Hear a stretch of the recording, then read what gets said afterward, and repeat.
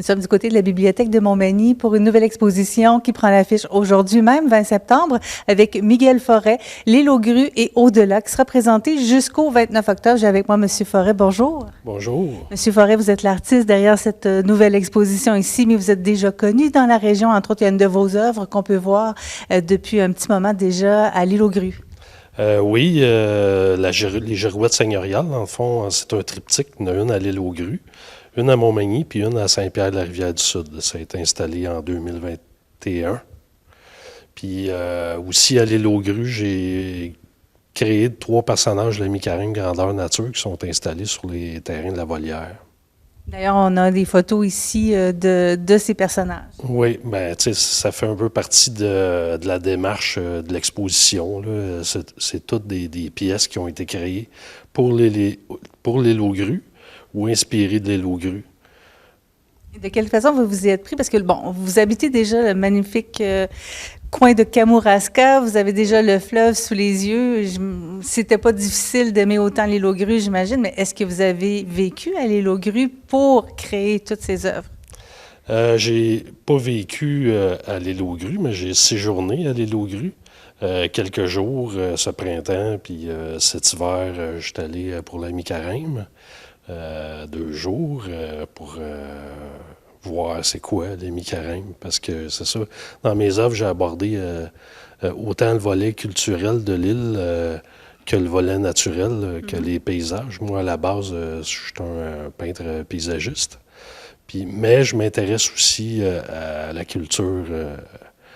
Puis, c'est ça, je fais un peu de projets d'art public, un peu. Je sors de ma zone de confort quelquefois.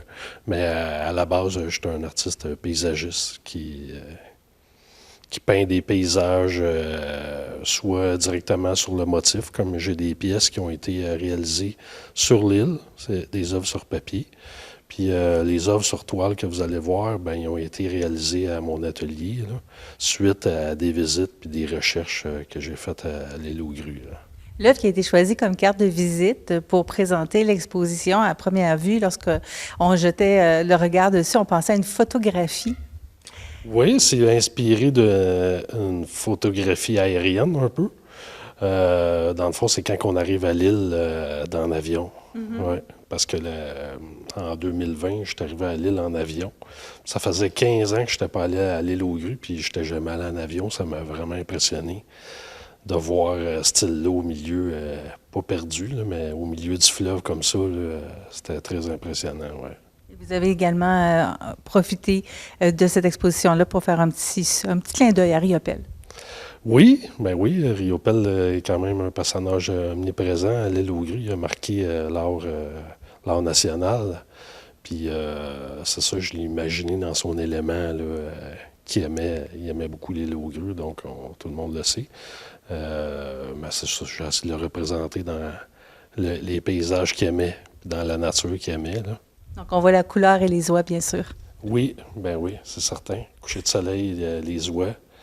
Puis je partage avec lui l'amour de ce style-là aussi, là. Merci beaucoup, M. Forêt. On souhaite vous revoir dans la région et profiter de votre art aussi du côté de l'île aux grues pour le moment.